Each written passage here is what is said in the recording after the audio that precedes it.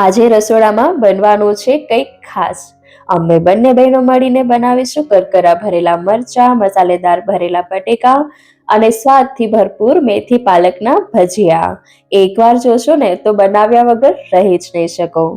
અને સાથે અમારી બે ઢીંગલીઓ પણ અમારી મદદ કરવાની છે. અને શિયાળો હોય ને આપણા ગુજરાતીઓના ઘરમાં ભજીયા ના બને એવું તો બને જ નહીં. તો ચાલો બનાવીએ ખૂબ જ સરળ રીતે, ઓછી મહેનતે સ્વાદિષ્ટ ભજીયા.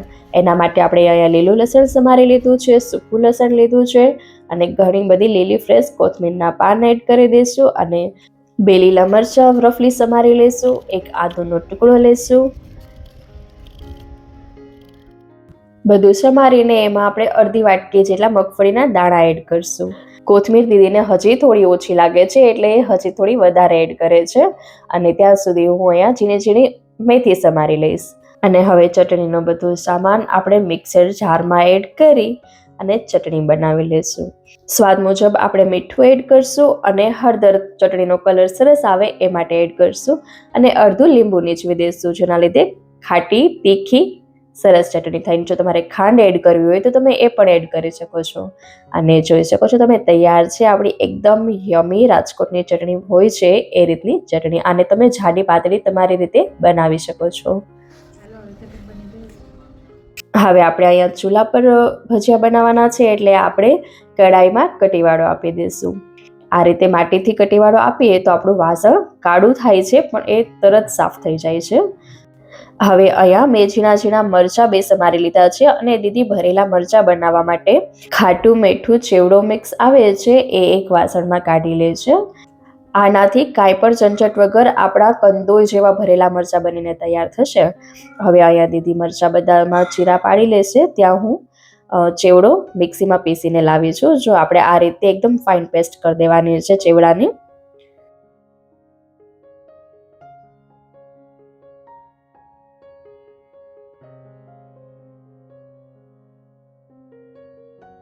અહીંયા આપણે બીજું કાંઈ જ નથી લેવાનું, ખાલી ચેવડો જ બસ મિક્સરમાં પીસી અને મરચાં આપણે એના મસાલાથી ભરી લેવાના છે. એકદમ પ્રોપર દાબીને મરચાં ભરશું, જેના લીધે એનો ટેસ્ટ સરસ આવશે. થોડો મસાલો ભરશો ને તો મરચાં વધારે સારા નહીં લાગે. ઘરમાં કોઈ મરચાં લવર્સ હશે ને તો એને તો આ ભજીયા ખૂબ જ ભાવશે. તો અહીંયા દીદી મરચાં ભરે છે ત્યાં હું ચૂલો પેટાવી લઈશ. ભજીયા તો આપણે અહીંયા સરસ કંદોઈ જેવા બનાવશું જ, પણ આપણે જે ચૂલા પર રસોઈ બનાવીએ છીએ ને એનાથી સ્વાદ બમણો થઈ જાય છે. ખૂબ જ ટેસ્ટી, ગમે તે નોર્મલી શાક પણ બનાવીએ ને એ બને છે. તો હવે અહીંયા આપણે એક વાસણમાં 3 વાટકી જેટલો ચણાનો લોટ લઈ લીધો છે. ચણાનો લોટ અહીંયા ઘરનો જ આપણે યુઝ કરેલો છે, ઝીણો એકદમ દળેલો હોય ને એ વધારે સારો રહેશે. અને 3 મુઠ્ઠા જેટલી આપણે મેથી ઝીણી સમારેલી એડ કરી લઈશું. 3 મુઠ્ઠા એટલે 3 વાટકી જેટલી જ થઈ જાય. અને 1 વાટકી જેટલી આપણે પાલક એડ કરશું, 2 ઝીણા સમારેલા મરચાં, થોડુંક સૂકું જીરું સમારેલું લસણ અને કોથમીર એડ કરી દઈશું. આ રીતે ભરપૂર પ્રમાણમાં ભાજી એડ કરવાથી ખૂબ જ ટેસ્ટી બને છે. સ્વાદ મુજબ મીઠું એડ કરશું ને પાણી થોડું એડ કરતા જઈશું અને આપણે ભજીયાનો ડોયો બનાવી લઈશું.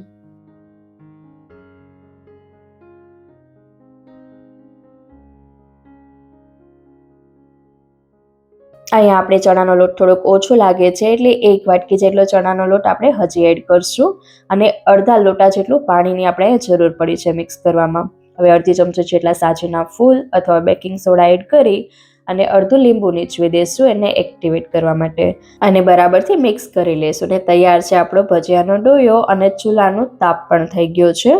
તો હવે આપણે અહીંયા કઢાઈ મૂકી દઈશું અને એમાં આપણે ભજીયા તળવા માટે તેલ ગરમ થવા માટે રાખી દઈશું.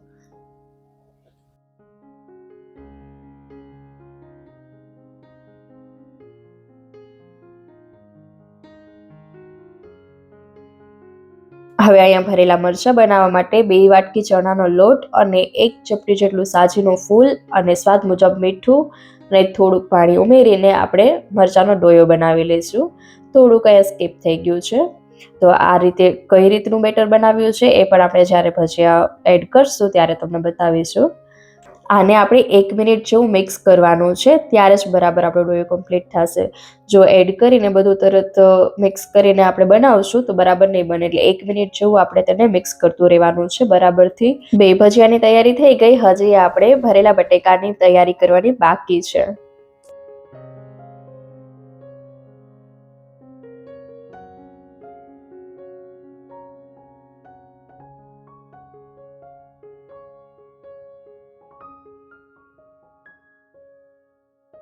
હવે બનાવશું બટેકાની કતરી. એના માટે આપણે અહીંયા બટેકાની છાલ કાઢી વેફર પાડવાના મશીનમાં આડું બટેકું રાખી અને વજન દઈને બરાબરથી સ્લાઈસ કરવાની છે.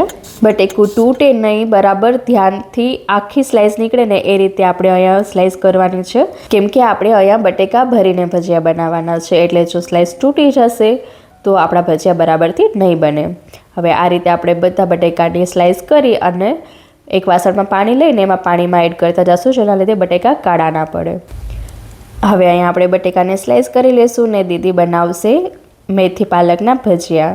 હવે અહીંયા આપણે ગોટા થોડાક મોટી સાઇઝના બનાવવાના છે, એટલે વધારે લોટ લેવાનો છે અને તેલનું અહીંયા ખાસ ધ્યાન રાખવાનું છે. તેલ બહુ ધીમું હશે એટલે બહુ ઓછું આવેલું હશે ને તો ભજીયા આપણા બરાબર પાકશે નહીં ને તેલ અંદર ચડી જશે.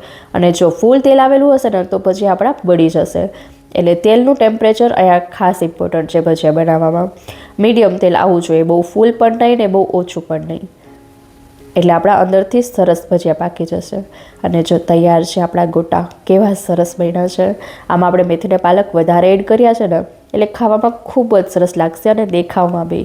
અને જો હવે આપણે આ ભરેલા મરચાંનું ટેક્સચર કઈ રીતનું છે લોટનું, બહુ જાડું પણ નથી અને બહુ પાતળું પણ નથી.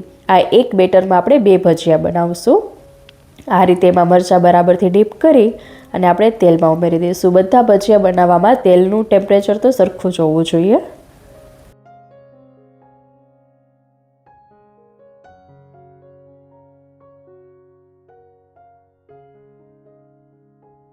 હવે અહીંયા દીદી આ બધા ભજીયા બનાવે છે, ત્યાં આપણે સાઈડમાં મસાલો બનાવી લઈશું બટેકા ભરવા માટે. એના માટે આપણે અહીંયા એક ખાંડણી લઈશું, તેમાં સૂકું લસણ એડ કરશું અને સ્વાદ મુજબ મીઠું ઉમેરશું અને લાલ મરચું ઉમેરશું.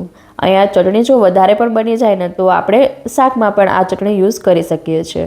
બસ આ રીતે નોર્મલ ચટણી બનાવી ખાંડીને આપણે મસાલો બનાવશું.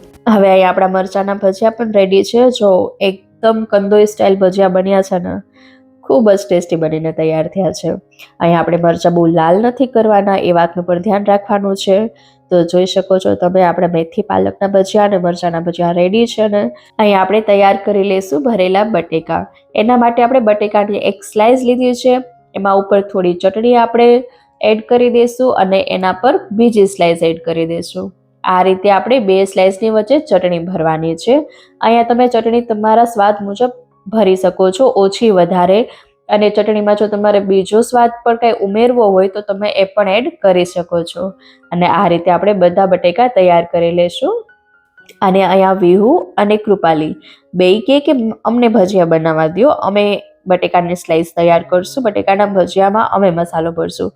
તો કીધું કંઈ વાંધો નહીં, ચાલો તમે પણ બનાવવા લાગો, થોડી હેલ્પ કરો, એ બાને તમે પણ શીખશો અને મજા પણ આવશે.